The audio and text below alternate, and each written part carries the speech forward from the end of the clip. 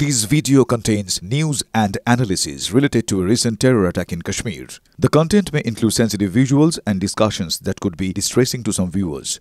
Viewer discretion is advised. We strongly condemn all forms of violence and terrorism. The purpose of the content is solely to inform and create awareness based on verified reports. যদি এমবিএচ kitchen king কিচেনে থাকি তো আমরা যা ইচ্ছে তৈরি করতে পারি। বেগুনের ভর্তা, আলু কফি, ভিন্ডি মশলা, আরো অনেক কিছু। নমস্কার, দেখছেন টিভি9 বাংলা। হটস্পট নিয়ে আমি আত্রেই আপনাদের সঙ্গে। আর প্রথম যে খবর আপনাদের দেখাবো সেটা হচ্ছে পাকিস্তানের খবর, আর পাকিস্তানের সঙ্গে জঙ্গি যোগ। এই খবরের মাধ্যমে আপনাদের দেখাবো কতটা দৃঢ় হয়েছে। একটা স্যাটেলাইট ইমেজ ধরা পড়েছে, সেই ইমেজে দেখা যাচ্ছে এখন জনবসতিপূর্ণ এলাকায় সেখানে জঙ্গিদের ট্রেনিং দেওয়া হচ্ছে এবং পাকিস্তানের গোয়েন্দা আধিকারিকরা তারা রীতিমতো যাতায়াত করছেন। একটা মারাত্মক খবর আপনাদের দিচ্ছি এই মুহূর্তে, কারণ পাকিস্তানের সঙ্গে জঙ্গি যোগের প্রমাণ হাতে নাতে সামনে এসেছে। এবার স্যাটেলাইট চিত্রে ধরা পড়েছে সেই ছবি। আমাদের সঙ্গে তন্ময় প্রামাণিক আমাদের প্রতিনিধি রয়েছেন, আরও জানাচ্ছেন এই বিষয় নিয়ে। তন্ময়, আরও একটা পাকিস্তানের সঙ্গে জঙ্গি যোগের প্রমাণ হাতে এসেছে, যেখানে স্যাটেলাইট ইমেজ, সেখানেই প্রমাণ পাওয়া যাচ্ছে যে এবার জনবসতিপূর্ণ এলাকায় জঙ্গিদের ট্রেনিং দিচ্ছে তারা। অবশ্যই দেখো, যেটা বলছিলাম আমরা এর আগে, আমরা যে ছবি টিভি9 বাংলার পর্দায় দেখিয়েছিলাম যে সীমান্তবর্তী অঞ্চলগুলোতে, অর্থাৎ পিওকে যেটা আমরা বলি, সেখানে বিভিন্ন লঞ্চ প্যাড রয়েছে। সেখানে আমরা সেই ছবি দেখিয়েছিলাম যেখানে ট্রাক এনে, ছোট ছোট গাড়ি এনে জঙ্গিদেরকে সেই গাড়ি করে তুলে নিয়ে সে লঞ্চ প্যাড ছেড়ে চলে যাচ্ছিল। অর্থাৎ যে কোনো মুহূর্তে সার্জিক্যাল স্ট্রাইক হওয়ার একটা ভয় পাক সেনাবাহিনীর মাথায় চেপে বসেছিল। ফলে তাদের সহযোগী যে জঙ্গি, যারা সীমান্তবর্তী অঞ্চলে ট্রেনিং সেন্টার এবং তারা বসেছিল, সেই জায়গা থেকে সরিয়ে নিয়ে যাওয়া হয়েছিল। আজকের যে ছবি পাওয়া যাচ্ছে সেটা আরও মারাত্মক। সেটা দেখা যাচ্ছে তারা ভিতর দিকে গিয়ে, অর্থাৎ পাকিস্তানের অভ্যন্তরে গিয়ে জনবসতিপূর্ণ জায়গা, যেখানে সাধারণ গ্রাম রয়েছে, বাজার রয়েছে, স্কুল কলেজ রয়েছে, সেই জায়গায় দাঁড়িয়ে সেইখানে এই জঙ্গিরা ঘাঁটি গেড়েছে। অর্থাৎ সাধারণ মানুষকে সামনে ঢাল হিসেবে রেখে দিচ্ছে। তুমি জানবে যে কোথাও কখনো যুদ্ধ লাগলে সবসময় অসামরিক জায়গাতে কখনো আঘাত কেউ হানে না, অর্থাৎ সামরিক জায়গাতেই সেই আক্রমণটা হয় বা সেই যুদ্ধটা হয়। এইখানে কিন্তু সাধারণ মানুষকে ঢাল করে জঙ্গিদের সেই প্রশিক্ষণ শিবির বলো, সেটা আবারও সামনে এলো। অর্থাৎ পাকিস্তান সরকার বা পাকিস্তান জঙ্গিদের কতটা মদত দেয়, এই স্যাটেলাইট চিত্র তার আবারও একটা প্রমাণ হয়ে দাঁড়ালো।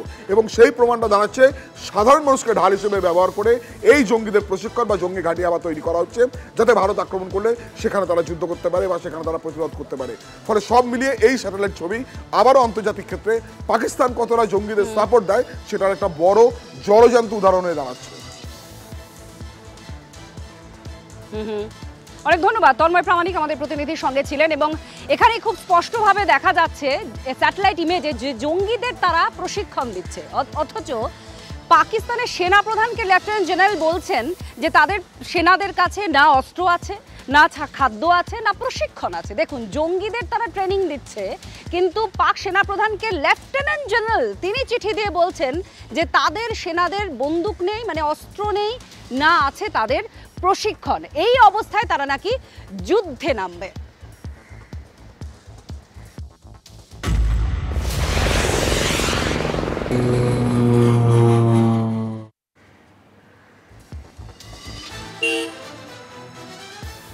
আর আপনাদের আমরা বারবার যে বিষয়টা জানাচ্ছি, দেখুন, একদিকে জঙ্গিদের প্রশিক্ষণ দিচ্ছে পাকিস্তান, সেখানে পাকিস্তানের গুপ্তচররা সেখানে যাচ্ছে, গোয়েন্দারা সেখানে যাচ্ছে এবং জনবসতিপূর্ণ জায়গায় জঙ্গিদের তারা প্রশিক্ষণ দিচ্ছে। অথচ পাকিস্তানের সেনাদের না আছে প্রশিক্ষণ, না আছে অস্ত্র। এ কথা কে বলছেন? সেনাপ্রধানকে চিঠি দিয়েছেন সেখানকার লেফটেন্যান্ট জেনারেল। খুব গুরুত্বপূর্ণ বিষয়, তারা জঙ্গিদের ট্রেনিং দিচ্ছে, অথচ তাদের যারা আর্ম ফোর্সে আছে তাদের কাছে অস্ত্র নেই, তাদের কাছে খাদ্য নেই, তাদের প্রশিক্ষণ নেই। এই কাঙাল অবস্থা পাকিস্তানের। আর সেই পাকিস্তান জঙ্গিদের ট্রেনিং দিচ্ছে জনবসতিপূর্ণ এলাকায়, সেই ইমেজ স্যাটেলাইটে ধরা পড়েছে। কি মারাত্মক একটা দেশ! দেখুন, জঙ্গিদের ট্রেনিং দিচ্ছে, কিন্তু নিজেদের সেনার যে হারির হাল অবস্থা সেটা পরিষ্কার হচ্ছে তাদের ডকুমেন্টে আছে। আমাদের সঙ্গে সুশোভন আমাদের প্রতিনিধি রয়েছেন, সুশোভনের সঙ্গে আমরা কথা বলবো। সুশোভন, আমরা একটু আগে দেখাচ্ছিলাম যে জঙ্গিদের তারা জনবসতিপূর্ণ এলাকায় গিয়ে ট্রেনিং দিচ্ছে, অথচ পাকিস্তান সেনার হাতে না আছে বন্দুক, না আছে খাদ্য, না আছে তাদের কাছে প্রশিক্ষণ। লেফটেন্যান্ট জেনারেল এই চিঠি দিচ্ছেন, কি তথ্য সেখানে? একেবারে দেখো, চিঠির যে নির্যাস সেটা এক কথায় বলতে গেলে যে তারা স্পষ্টত বলে দিচ্ছে যে বর্তমান যে পরিস্থিতি সেই পরিস্থিতির সম্মুখীন হয়ে কোনোভাবেই তাদের প্রস্তুত হওয়ার সম্ভাবনা নেই বা প্রস্তুত হতে পারবেন না। তার কারণ তাদের কাছে বর্তমানে যে পর্যাপ্ত যে অস্ত্র ভাণ্ডার থাকা দরকার সেটা নেই, খাদ্য সেটা সেই পর্যাপ্ত খাদ্য নেই, এবং এমনকি যে প্রশিক্ষণ যেটা আরও গুরুত্বপূর্ণ সেটাও তাদের কাছে নেই। অর্থাৎ এই চিঠি কোথাও যেন প্রমাণ করে দিচ্ছে যে কোথাও তারা কিন্তু যে প্রস্তুত থাকার প্রয়োজন সেই প্রস্তুত তো বরঞ্চ তারা নেই। এই পরিস্থিতি দাঁড়িয়ে তারা কিন্তু আরোই প্রস্তুত হতে পারবে না। স্বাভাবিকভাবেই কিন্তু এই চিঠি যথেষ্ট গুরুত্বপূর্ণ, এবং এই চিঠিতে তোমাকে যে কথা দিয়ে শুরু করলাম যে এক কথায় বলতে গেলে তারা বলছেন যে তাদের কাছে কোনো কিছুই নেই, আর যদি আবার আগের জায়গায় ফিরে আসতে হয় বা কোনোভাবে তারা প্রস্তুত হতে চায় সেটাও তাদের কাছে সম্ভব নয়। অর্থাৎ এই চিঠি যথেষ্টই গুরুত্বপূর্ণ। আত্রি, অনেক ধন্যবাদ সুশোভন, আমাদের প্রতিনিধি জানাচ্ছিলেন এই চিঠি কতটা গুরুত্বপূর্ণ সেটা খুব স্পষ্ট, কারণ লেফটেন্যান্ট জেনারেল তিনি খোদ লিখছেন যে তাদের সেনার কাছে না আসতে অস্ত্র, না খাদ্য, না প্রশিক্ষণ। আর তার মধ্যে এই যে নেতারা, পাকিস্তানের নেতারা যে বুলি বারবার আওড়াচ্ছেন বাড়ির মধ্যে অর্থাৎ তাদের দেশের মধ্যে, সেখানকার জনতা কিন্তু বুঝতে পারছেন যে কতটা ফাঁকা আওয়াজ দিচ্ছেন তারা। পাক অধিকৃত কাশ্মীর, সেখানে একটা যুদ্ধ আতঙ্ক তৈরি হয়েছে। আর কেন আতঙ্ক তৈরি হয়েছে? সেখানে খাদ্য মজুত রাখতে বলা হয়েছে। ঠিক কি কি করা হচ্ছে, কতটা আতঙ্কিত সেখানকার মানুষজন, স্থানীয়রা, কি কি চলছে সেখানে, দেখুন এই প্রতিবেদনে।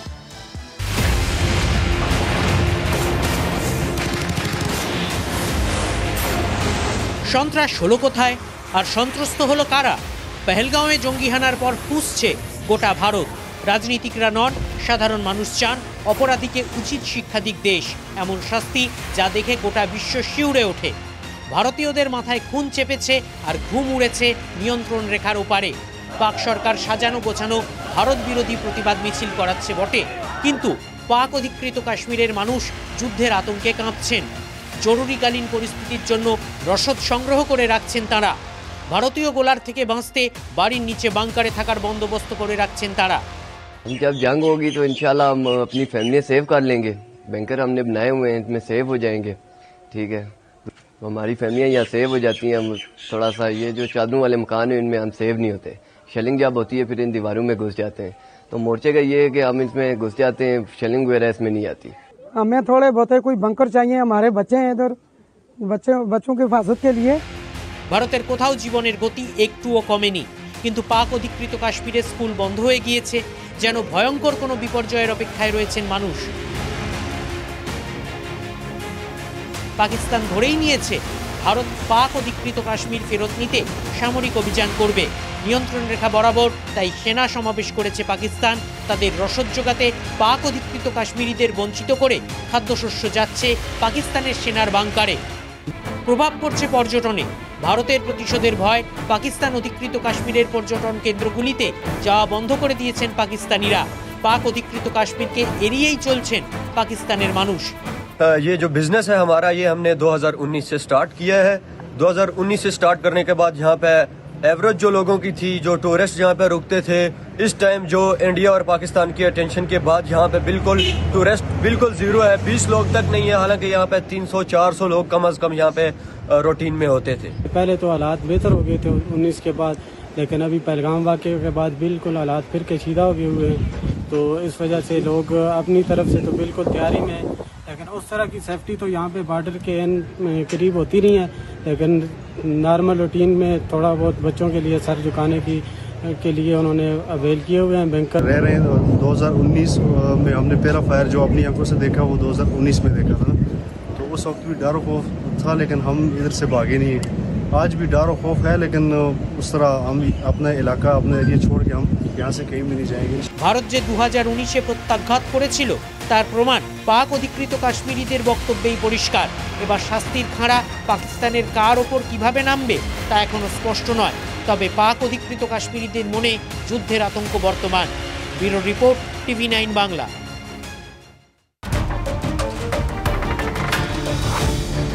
জানিয়ে রাখি উচ্চ পর্যায়ের বৈঠক জম্মু কাশ্মীরে উচ্চ পর্যায়ের বৈঠক, সেই বৈঠকে মূলত নিরাপত্তা সংক্রান্ত বিষয় নিয়েই আলোচনা হয়েছে বলে আমরা জানতে পাচ্ছি। যৌথ বাহিনী অর্থাৎ পুলিশ এবং নিরাপত্তার আরও যারা এজেন্সি রয়েছেন এমনকি গোয়েন্দারাও এই বৈঠকে হাজির ছিলেন।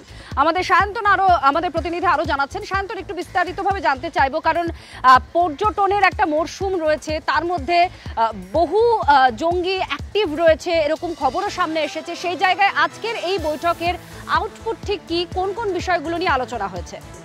দেখো, জম্মু কাশ্মীর পুলিশের আইজিপি এই বৈঠক করেছেন এবং এই বৈঠকে উপস্থিত ছিলেন আধা সেনা, সিআইডি, রাজ্য পুলিশের সিআইডি, ডিআইজি, বিএসএফ সহ শীর্ষ আধিকারিকরা। মূলত নিরাপত্তা সংক্রান্ত বিষয় আলোচনা হয়েছে। পেহেলগাঁও ঘটনার পরে বেশ কিছু জায়গায় ত্রুটি এবং খামতি দেখা গিয়েছিল এবং নিরাপত্তা প্রশ্নে পর্যটকদের সামনে যেহেতু আরো পর্যটক আসার কথা কাশ্মীর জুড়ে, সেক্ষেত্রে আরো কি করে নিরাপত্তা বাড়ানো যায় এবং পরবর্তী যদি কোনো যুদ্ধের পরিস্থিতি তৈরি হয় তাহলে সেক্ষেত্রে পর্যটক হোক বা স্থানীয় বাসিন্দাদের জন্য কি কি ব্যবস্থা নেওয়া যায় তার একটি রূপরেখা স্থির করা হয়েছে।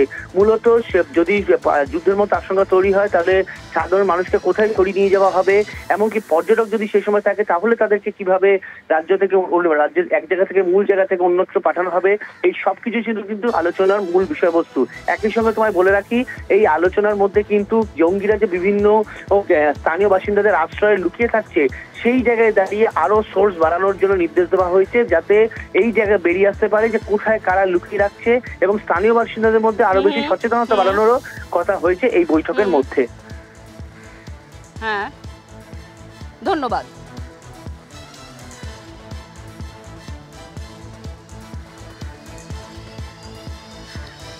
আবদালি মিসাইল, এই মিসাইলটা পরীক্ষা করে পাকিস্তান যুদ্ধের একটা দামামা বাজানোর চেষ্টা করছে, ভয় দেখাচ্ছে, ডঙ্কা বাজাচ্ছে।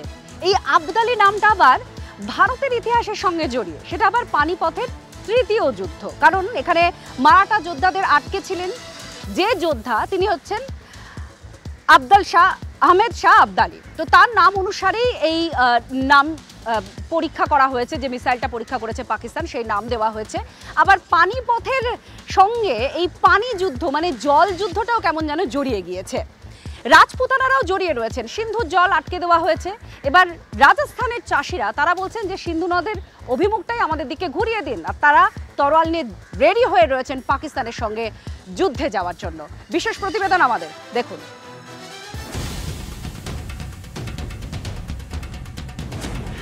তৃতীয় বিশ্বযুদ্ধ হবে পানীয় জলের জন্য। 5 দশক আগে এই ভবিষ্যৎবাণী শোনা যেত। সিন্ধু জলবন্টন নিয়ে ভারত ও পাকিস্তানের মধ্যে যুদ্ধের উপক্রম হলে সেই ভবিষ্যৎবাণী স্মৃতিতে ফিরবে। পাকিস্তানের প্রতিরক্ষামন্ত্রী খোয়াজা আসিফ ইতিমধ্যেই পশ্চিমী বিশ্বকে হুঁশিয়ারি দিয়ে রেখেছেন, জল বন্ধ থাকলে যুদ্ধ লাগবে, যুদ্ধ লাগলে কেউ রেহাই পাবে না। বিলাবল ভুট্টো জারদারি রক্তের নদী বইয়ে দেওয়ার হুঙ্কার দিয়েছেন। It is guaranteed by, it is underwritten by the World Bank, this treaty. They cannot abandon this treaty just like that. This is a serious blow to the relationship between the two countries. I think India should not be resorting to such measures.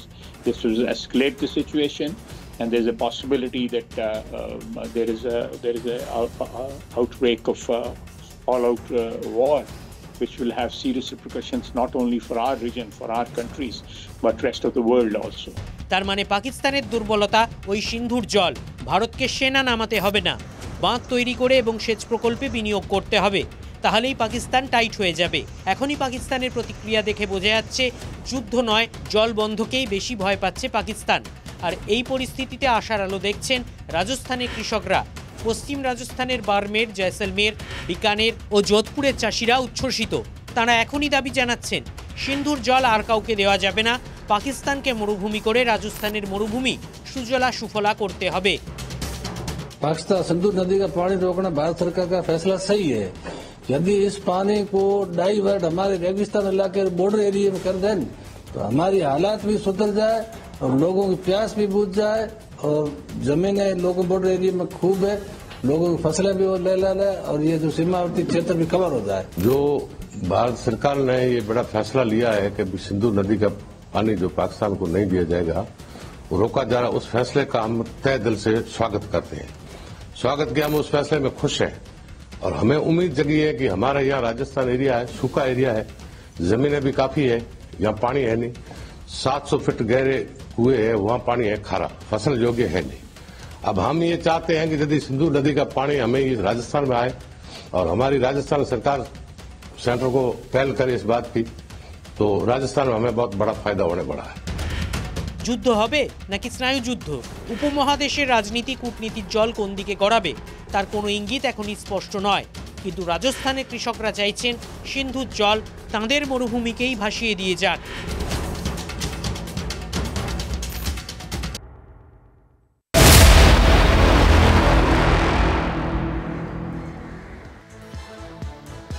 ওয়াকফ নিয়ে যে অশান্তি মুর্শিদাবাদে হয়েছে, সেই অশান্তি সংক্রান্ত ঘটনার পর রাজ্যপাল একটি রিপোর্ট স্বরাষ্ট্র মন্ত্রকে জমা দিয়েছেন, আর সেই রিপোর্ট অত্যন্ত কড়া শব্দের ব্যবহার করা হয়েছে। বলা হয়েছে পরিস্থিতি খারাপের দিকে গেলে সেখানে রাষ্ট্রপতি শাসন জারি করা হোক, এই সুপারিশ করা হয়েছে। একই সঙ্গে পুলিশ প্রশাসন, একেবারে স্থানীয় পুলিশ প্রশাসনের গাফিলতি আছে, ব্যর্থ তারা পরিস্থিতি মোকাবিলার জন্য, এ কথাও রিপোর্টে উল্লেখ করা হয়েছে। আর এই রিপোর্ট সামনে আসার পরে রাজনৈতিক তরজাও শুরু হয়ে গিয়েছে। একদিকে যেমন শাসক দলের তরফ থেকে বলা হচ্ছে এই রিপোর্ট রাজনৈতিক উদ্দেশ্য নিয়ে তৈরি করা হয়েছে, রাজনীতির একটি পাতা, এমনটাই বলা হচ্ছে শাসক দলের তরফ থেকে। এদিকে কংগ্রেস, যারা মুর্শিদাবাদে এখনো অস্তিত্ব রয়েছে, জনপ্রতিনিধি রয়েছে, সেই কংগ্রেসের তরফ থেকে বলা হচ্ছে তিনি কারোর কথা বলছেন, অর্থাৎ সেখানেও একই ইঙ্গিত, একই সুর শোনা যাচ্ছে। রাজ্যপালের এই রিপোর্ট নিয়ে শোরগোল বেঁধে গিয়েছে। যখন ওদেরকে কুপিয়ে খুন করা হলো তখন তো রাজ্যের পুলিশ তাদের প্রোটেকশন দিতে পারেনি, এখনো পর্যন্ত তাদের অপরাধীদের সম্পূর্ণরূপে ধরতে পারেনি। ডেলি একটা করে ধরছে। আর কুণাল বাবু যে বলছেন যে বিএসএফের দোষ, বিএসএফের দোষ, ভাই তৃণমূল বলেছিল যে বহিরাগতরা এই কাণ্ড ঘটিয়েছে। 300 জনকে এখনো পর্যন্ত গ্রেপ্তার করেছেন, একটা বহিরাগতকে গ্রেপ্তার করেছেন। নাটক হচ্ছে এসব। তৃণমূল কংগ্রেস চায় কি স্টেটটাকে একটা পুলিশ স্টেট বানিয়েছে। রাজ্যপাল আমি বলবো যে পুরোটা ঠিক করেননি। ওনার শুধুমাত্র ওই এলাকায় নয়, সারা বাংলাতে 355 জারি করা উচিত। আমার মনে হয় এটা রাজনৈতিক উদ্দেশ্যে প্রণোদিত, কারণ বাংলার প্রশাসনে এখন পর্যন্ত বিক্ষিপ্ত দু একটি ঘটনা ছাড়া 356 বা 355 কোনোটাই লাগু করার মতো পরিস্থিতি নেই, জারি করার মতো কোনো পরিস্থিতি নেই। কনস্টিটিউশনাল অথরিটি ভেঙে পড়েনি এখানটায়। রাজ্যপাল বলতে চাইছে এখানে 355 এর কথা বলতে পারতো, আমার মনে হয়, আমি যতটুকু বুঝি আর কি। রাজ্যপাল সবই বোঝেন যে 356 এইভাবে হয় না, তবুও তিনি বলছেন কাউকে খাতির করার জন্য, খুশি করার জন্য। এগুলো করে কোনো লাভ হয় বলে আমি বিশ্বাস করি না।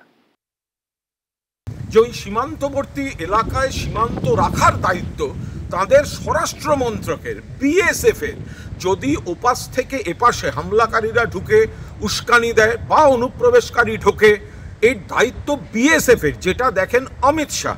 ফলে রাজ্যপালের সুপারিশে থাকা উচিত ছিল যে বিএসএফকে, যারা নিজেদের দায়িত্ব সীমান্ত রেখা থেকে 15 কিলোমিটারের বদলে 50 কিলোমিটার করে নিয়েছে, তাদের সঠিক দায়িত্ব পালন করতে হবে।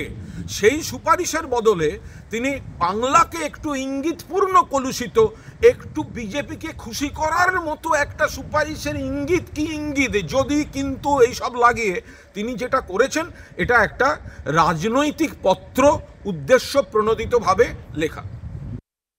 সম্ভবত শুভেন্দু অধিকারীর কথার গুরুত্ব সাধারণ মানুষের কাছে কমে যাচ্ছে বলে এখন রাজ্যপালকে ব্যবহার করা হচ্ছে। ফলে যত নির্বাচন পশ্চিমবাংলায় এগোতে থাকবে তত এইরকম গা গরম করা কিছু কিছু বক্তৃতা ইত্যাদি হবে হয়তো। তাহলে আজকে এই যে কেন্দ্রীয় শাসন ইত্যাদির কথা বলছেন, এই নিয়োগে যখন দুর্নীতি হলো, এত দুর্নীতিগ্রস্ত লোকেরা যখন সিবিআই ইডির হাত থেকে হাত ফসকে না ইচ্ছাকৃতভাবে জামিনে ছাড়া পেয়ে গেল, তখন রাজ্যপাল কেন দিল্লিতে কোনো চিঠি পাঠাননি, এটা আমরা ঠিক বুঝতে পারছি না।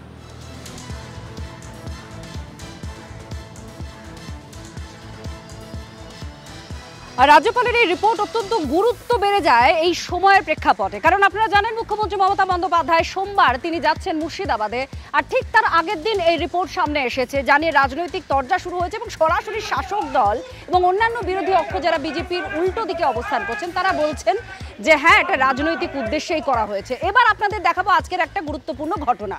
এই জাফরাবাদ, যেখানে এই অশান্তির ঘটনায় বাবা ছেলে হত্যা হয়েছিল, তাদের স্বজনহারারা, পরিবার পরিজনরা সল্ট লেকে একটি জায়গায় আশ্রয় নিয়েছিলেন ভয়ে, আতঙ্কে। এবার সেখানে মুর্শিদাবাদের পুলিশ যায়, গিয়ে তাদের সঙ্গে কথা বলার জন্য গেট ভাঙচুর করেছে, দরজা ভাঙচুর করেছে এমন অভিযোগ। আর উল্টো দিক থেকে বিজেপি অভিযোগ করছে যে অপহরণ করার জন্য তারা এসেছিল, এই অভিযোগ। আজকে জাতীয় মহিলা কমিশনের সদস্যরাও যান শুভেন্দু অধিকারী বাড়িতে, যখন এই স্বজনহারারা ছিলেন তাদের সঙ্গে কথাও বলেন।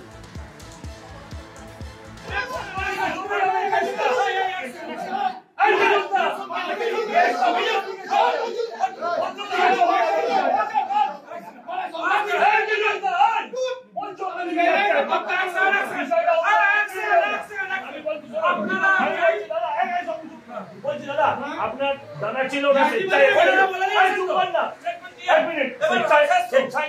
আপত্তি নেই।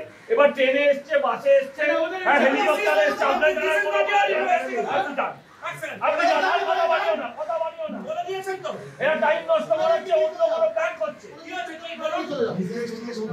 আর এই মুহূর্তে আরো একটা গুরুত্বপূর্ণ খবর আপনাদের দিয়ে রাখি। এই স্বজনহারারা অর্থাৎ নিহত বাবা ছেলের পরিবারের তরফ থেকে দেশের প্রধান বিচারপতির কাছে নিরাপত্তা চেয়ে আর্জি জানিয়ে একটা চিঠি লেখা হয়েছে বলে আমরা খবর পাচ্ছি। খুব গুরুত্ব বেড়ে যাচ্ছে এই ঘটনার পর।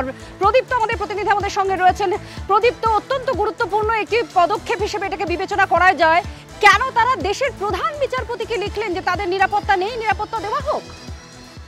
তার কারণ তারা মনে করছেন যে এই মুহূর্তে রাজ্যের পুলিশের প্রতি তাদের আস্থা দেখানোর মতো কোনো জায়গা নেই। এবং আজকে বিধাননগরে যে ঘটনা ঘটেছে, যেখানে মুর্শিদাবাদের পুলিশ এবং বিধাননগর পূর্ব থানার পুলিশ গিয়ে তাদের উপরে কার্যত হামলা চালায় বলে তারা অভিযোগ করছেন, এই অবস্থায় দেশের প্রধান বিচারপতি তিনিই পারেন তাদেরকে সুরক্ষিত রাখতে এবং সেই নিরাপত্তা এবং তাদের বাঁচার অধিকারের জায়গা থেকেই কিন্তু তারাই চিঠি লিখেছেন পারুল দাস এবং পিঙ্কি দাস, হরগোবিন্দ দাসের স্ত্রী পারুল দাস এবং পিঙ্কি দাসের স্ত্রী চন্দন দাস, পিঙ্কি দাস প্রয়াত চন্দন দাসের স্ত্রী। এবং শুধুমাত্র প্রধান বিচারপতি নয়, তারা এ রাজ্যের রাজ্যপালের কাছেও চিঠি লিখেছেন এবং সেখানে আরো একটি গুরুত্বপূর্ণ বিষয় তাদের নিরাপত্তার পাশাপাশি উল্লেখ করেছেন যে রাজনৈতিক ক্ষেত্রে তাদেরকে যেন ব্যবহার না করা হয়। এবং আগামীকালই মুখ্যমন্ত্রী মমতা বন্দ্যোপাধ্যায়ের মুর্শিদাবাদ সফর রয়েছে এবং সেই সফরে যাতে তারা গুরুত্ব বেড়ে যাচ্ছে, কারণ মুখ্যমন্ত্রী মমতা বন্দ্যোপাধ্যায় সোমবার মুর্শিদাবাদে যাচ্ছেন, হিংসা কবলিত এলাকায় যাবেন, মানুষের সঙ্গে কথা বলবেন। আর তার আগেই একের পর এক ঘটনাক্রম কি হয়, কিছু বলেন কিনা এই বিষয় নিয়ে পরবর্তীতে আমাদের নজর থাকবে। ধন্যবাদ। বাহ, এবার রয়েছে স্বাদ। হ্যাঁ, অপূর্ব স্বাদ। এমডিএচ এর চাঙ্কি চাট মশলা, জীবনে আসল স্বাদ জাগলো। আসল মশলা এমডিএচ।